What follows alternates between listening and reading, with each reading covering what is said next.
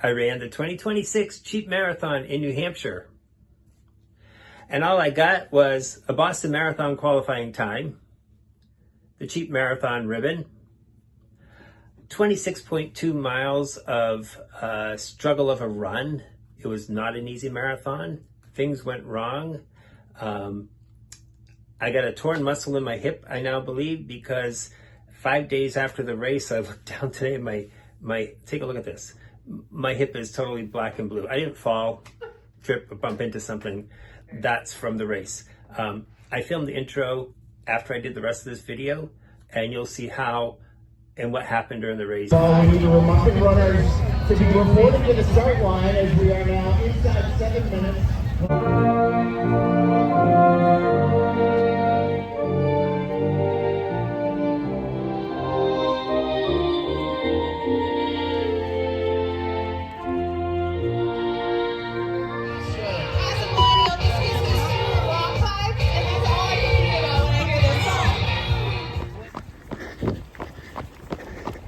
Six more miles to go.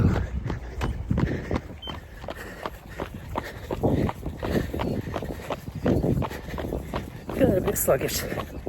Not even to mile 2 yet. Let's hope we perk up soon.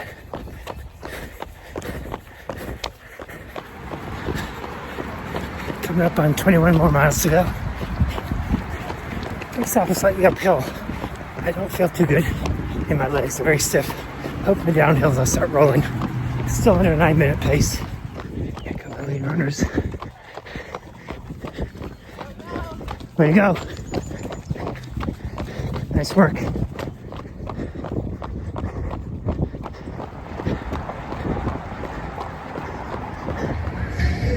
Well, that was horrible. That is about the worst I've ever felt in a marathon. And I've done over 50 marathons. That includes marathons at the end of Ironman triathlon distance races. I did a Boston qualifier. I don't think it's good enough.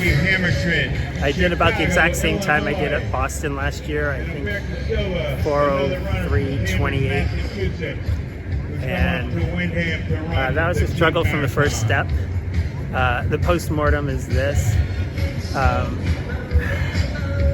The ligament or tendon or muscle on the bottom of my foot that attaches to the heel that goes up the middle of the foot, I think it's plantar fasciitis, was so tight. And I worked on it last night and that made it worse. So my foot just felt completely tight, like a rope at the bottom, which made my calf muscles ineffective. They were extremely tight. I had no push off at all. But I was able to maintain the pace I wanted. The slight uphills were hard. I couldn't push up. The downhills, it was 2-loop course on the 2 loops up a rail trail and back. They weren't really that high, but I was slower going up than coming down, so I just couldn't push. I think my pacing was good. I felt really good to about 20 miles to get under 4 hours, and I was hoping to do 3:55. And then at 21 miles, all of a sudden I got a sharp pain on my good hip. On the outside, I think it was a TFL. I thought about stopping. I said it's going to be a long walk back. So I immediately got down to like 11-minute pace. I had a kiss telling myself, you want to get on the 305, you want to get on 305, you want to get a good time. So I just kept pushing. It hurt. The inside of my quads were hurting. Everything was hurting. I felt good about trying to get a little faster, getting under 10-minute pace some of those last miles.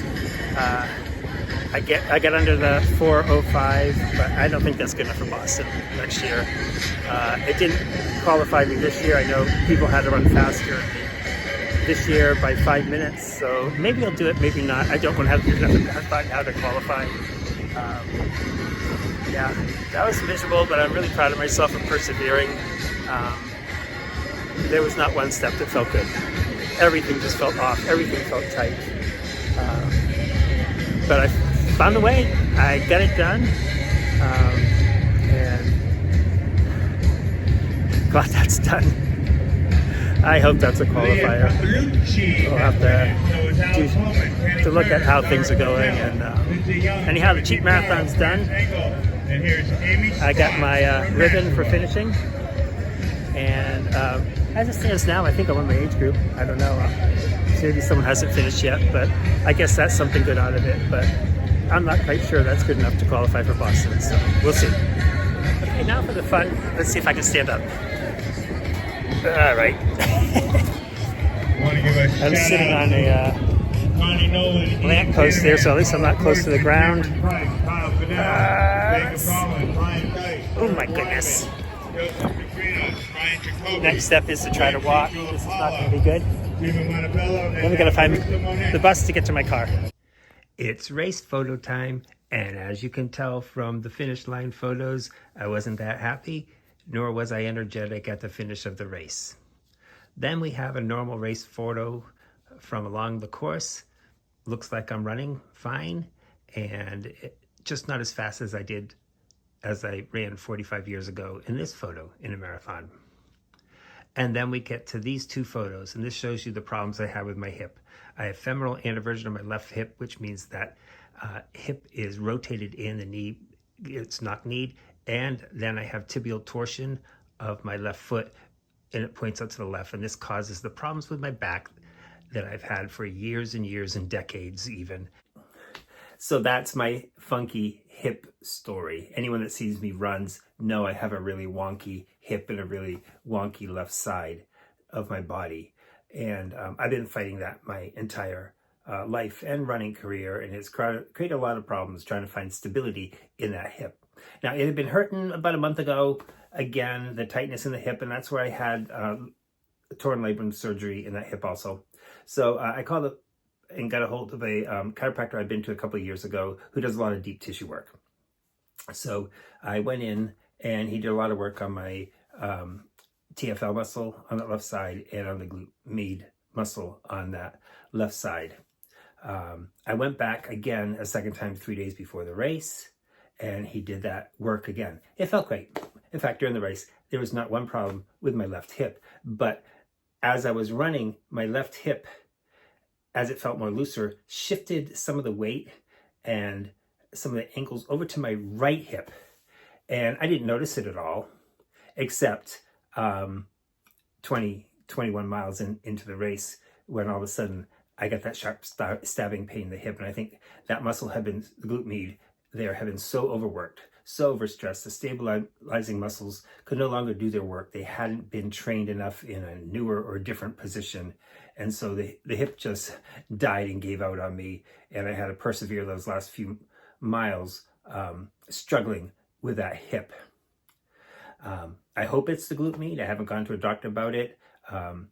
After the race, the first 2 days, I could barely stand up out of bed or off a sofa. And just moving that hip, even in bed, slightest, was really sore and really difficult, but it's starting to calm down a bit now. So I got the most out of that during the race. So that's my funky hip. It's not the only problem I encountered. I told the doctor last visit that I had the plantar fasciitis with the neuropathy, and he decided to do some work, tissue work on my left foot again. I don't know why he didn't do both, but he did the left foot, and it was fine. He knows what he's doing. And my foot felt okay. I had a shakeout run before the race of a few miles, and it felt just fine. The problem was the night before the race, my left hip was starting to hurt a bit. And I know that there's a foot-hip connection, and I've learned over the past few months that there are sore spots on my heel where you can feel, I guess, the plantar fascia tightening. And if I can massage or loosen them up a bit, it'll automatically make my hip and feet track better. So that's not what I did. For some strange reason, I decided to go full bore and be really aggressive and massage the bottom of both feet. I was digging in deep. I was pressing on the muscles. It felt fine when I was doing it. It felt fine the morning of the race. But the second I started running, I had been way too aggressive, and that had inflamed the bottom of my feet. They felt stiff, just felt like a stiff rope holding the front and back of my foot together. There was no mobility there. They felt angry. And because of that, the bottom of the foot, the plantar fasciitis, connects up to the calf muscle, and I think that inhibited my calf muscle. It just didn't want to work. It also was stiff and angry and unresponsive. So the whole race, I was battling that from the first steps the whole way. It never loosened up. Trying to keep momentum when I really felt basically, it almost felt the neuropathy was from my knee down, and I know it's traveling up there, but it's, I just felt numb from the knee down, that it was sort of useless, and I never felt comfortable in my stride, and it was an act of perseverance to keep running, and I was able to do that. And I think if I didn't have problems with my hip in a later stage of the race, I probably would have got under that 4 hours and maybe down to 3:55, depending on how fast I felt at the end. But lesson learned that I should know as a marathon runner of 49 years and a veteran of over 50 marathons is don't try anything or do anything new before a race. But someone old like me can still learn a new lesson, and that was definitely a lesson I had to learn.